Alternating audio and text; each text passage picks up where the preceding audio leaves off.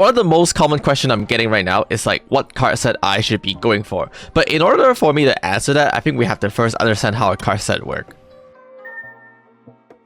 When it comes down to card set, there are three main effects that we're looking for. Those are going to be Drain Life, Smite, as well as Onrush. Those are the three most important effects that we're always trying to aim for. And then if you have an extra slot, you can slot in a fourth one.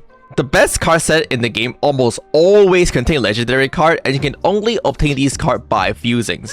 One of the reasons why these card sets are the best is not only because they give really good stats, so for this one in particular it gives 2 lines of effect, but it also gives crit rate and crit damage as a flat percentage. So this one just gives you straight up 5% critical rate, and a different set that have Jinso Yun in it just straight up give you critical damage percent. This one, for example, the Jinso Yu and Mushin set straight up give you critical damage rate. You can fuse 5 green or blue cards from the same region to have a potential chance to get a higher tier card from the same region. It is worth noting that every single time you fuse, you get a little bit of mileage, which is at the very top right here. So when you fuse card, you get mileage, which potentially earns you a chest to get more card and more boxes. Specifically, we're looking for the legendary portrait selection chest that allow you to select either a Jinso Yu or Master Hong at the very end. This is the main reason why people farm Carilor. It's because this is the only wheel in the Moonwater region that provide you a purple card. I heard that in China, the new region, which is Silver Frost, do not give card on their World Boss wheel anymore. So the World Boss in Silver Frost don't give any purple card, and they also cost you 2 Homemoon Blessing to claim instead of 1 Homemoon Blessing, making it so that a farming card in the other 3 regions is significantly more efficient. Based on the number of cards in the card set, it will cost you that many bond to activate. So this set have 5 cards, so it costs 5 bond. This set have 2 cards, so it costs 2 bond. And you can only add up to 10 bond.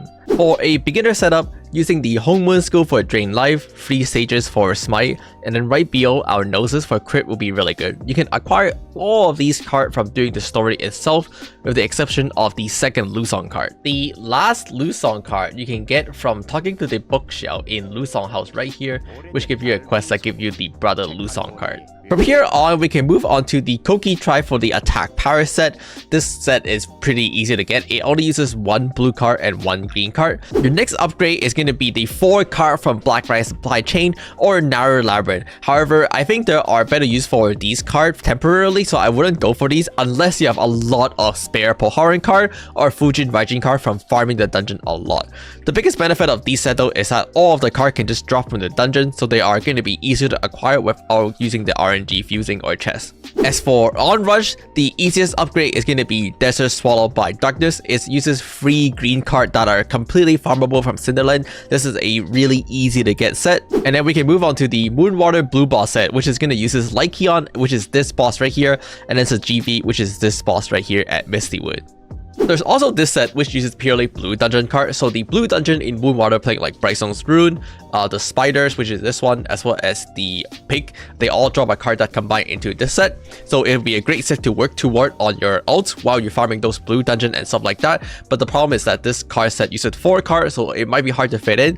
And finally, we could go for this. And finally, Animosity, which uses the Poharan card as well as the Tomb of Exile card. It uses only 2 cards, so this set only uses 2 bond, but still give Onrush 8, so it's really good. But most importantly is of course dungeon drop are more farmable. A great way to farm dungeon card is that once you're strong enough at like level 45, level 50 with an ult, you go back and solo the dungeon. This guarantee that if the card drop as a shared drop, you'll be able to guarantee yourself getting it. And you can solo the dungeon in like 10 minutes with really reasonable gear. If you weren't able to get the Poharan card, eventually the Highland Refugee will drop 2 cards. They both combine into a level 8 on Rush set, so you can just wait for that one, but that patch will come a lot later. For Drain Life, we can start with the Resurrected Spirit, which is completely farmable. It started with 3 Jiangxi. One is going to be the Stalker Jiangxi, which is the first boss, and then the Profane Jiangxi in Moonwater. But if you don't have the Jiangxi, I would suggest just trying to go for the Corrupted Sacred Desert Beast, which uses Tomb of Exiles and then the 2 Forgotten Tomb card. Once again, this all comes from dungeon drop, so it's a little more farmable by doing it on your ult. Finally, you can choose between going for the Black Ram Nail Warrior, which require you a Devourer card as well as a Poharan card, or Twisted Labyrinth, which is coming from Narrow Labyrinth, but it does have a level 8 Drain Life instead. Bloodshade Harbor, where likewise all 4 cards come from Bloodshade Harbor. Now, all the card set that I listed out, with the exception of Skyhaven, is completely farmable by chest or dungeon, which is why I recommend them. There are other sets that are potentially usable as well, but completely require fusing. So this set have 2 purple cards that require fusing. If you somehow have it, it's considerable, but for the most part, I don't really take these into consideration because they're pure RNG and they're not really something you can like aim for. They kind of just happen. If you're trying to fuse card as a free to play, your best bet is going to be spamming the Carvi lore boss wheel here and trying to farm the purple card and then fuse the purple card to get a legendary card or maybe potentially a different purple card, and that is really hard. There are also people who farm the mutated blue chest, like either Lycion or Sajivi, to farm the blue card, and then they will fuse it into a purple card instead. So the routes is kind of depend. It really comes down to like pure RNG. Because it costs you gold in order to fuse card, if you're fusing blue card in general, you're going to be fusing a lot more blue card in hope for a purple card, and it'll cost you a lot more gold. One of the best way to check what set you should be putting your card into is to click on the card and then click search for bond. Here you can see all the card sets that are required for your card.